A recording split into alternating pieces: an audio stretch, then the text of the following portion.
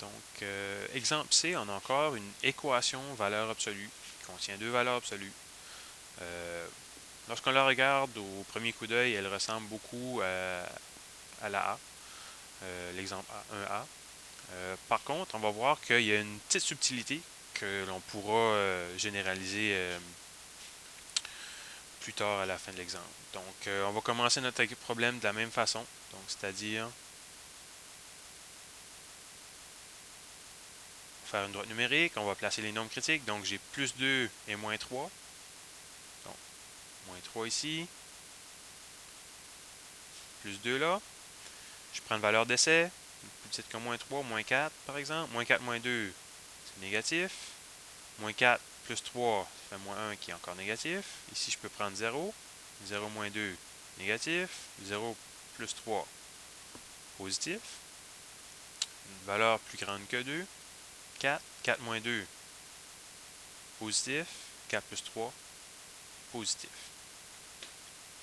Donc, jusque-là, on a exactement la même chose. Maintenant, on va réécrire nos équations en considérant qu'on doit changer le signe ici des deux valeurs absolues sur cet intervalle-là.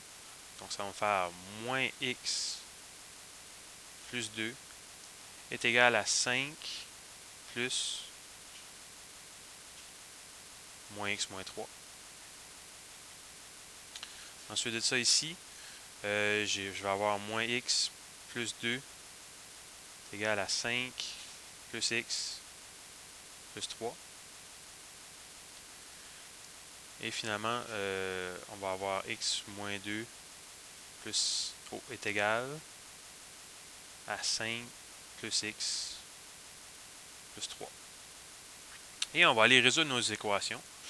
Donc, j'ai moins x à gauche, j'ai moins x à droite. Donc, si je fais plus x de ce côté-ci pour éliminer ça, plus x ici, il me reste 2 est égal à 5 moins 3. Donc, 2 est égal à 2. Donc, c'est ça qui est la subtilité ici. On n'a plus de variable. Qu'est-ce que ça nous donne comme solution? En fait, lorsqu'on faisait deux équations deux inconnues, puis on arrivait à une solution où est-ce qu'on trouvait 0 est égal à 0, 3 est égal à 3, on avait une infinité de solutions. Donc, dans ce cas ici, c'est la même chose. On a une infinité de solutions. Par contre, on a seulement une infinité de solutions sur l'intervalle ici. Donc, ça veut dire que n'importe quel nombre que l'on va prendre, qui est plus petit que moins 3, va fonctionner parce qu'on va toujours trouver la même quantité de chaque côté. Donc, pour cet intervalle-là, je vais avoir jusqu'à la borne comme solution. Donc, on a une équation qui va nous donner une solution qui est un intervalle. Donc, c'est pour ça que c'est un cas qui est particulier.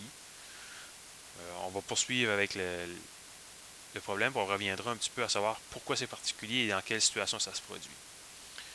Donc, dans ce cas ici, dans le fond, je peux faire plus x côté-là, plus x côté-là. Donc, dans ce cas-ci, ça ne s'annule pas. J'ai 2x plus 8 qui est égal à 2. Donc, en faisant moins 8, je trouve que ça fait moins 6 est égal à 2x. Je divise par 2, je divise par 2. X est égal à moins 3 qui est à l'extrémité de ma borne, donc je vais inclure cette valeur-là. De l'autre côté, je vais enlever x à chaque membre, donc ça va s'annuler. Donc il va me rester moins 2 est égal à 5 plus 3. Est-ce que moins 2 est égal à 8? Non. Donc dans ce cas ici, pour cet intervalle-là, j'ai aucune solution. Donc il n'y a aucune solution qui s'ajoute à mon intervalle. Donc finalement, la solution, c'est de moins l'infini jusqu'à moins 3 inclus. À quel moment ça se produit? Lorsque le coefficient de nos variables est le même dans les deux valeurs absolues.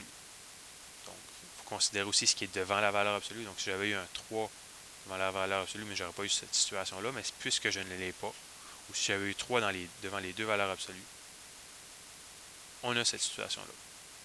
Comment ça s'explique? Ben, si on revient à nos graphiques, y égale à la valeur absolue de x moins 2. On a un sommet qui est à 2, 0. On a quelque chose comme ceci. Ensuite de ça, si on fait y égale à valeur absolue x plus 3 plus 5, on commence à moins 3, 5, qui va être à quelque part comme ici. Donc là, je sais la solution, donc je peux tricher un peu. Puis là, on a ceci comme graphique. Et on voit que le bras ici à la gauche se superpose sur la portion qu'il y a ici. Donc c'est pour cette raison-là qu'on a une infinité de solutions pour cet intervalle-là. Ça peut arriver qu'on a toute la portion à gauche, toute la portion à droite. Ça peut arriver qu'on a juste une portion à l'intérieur.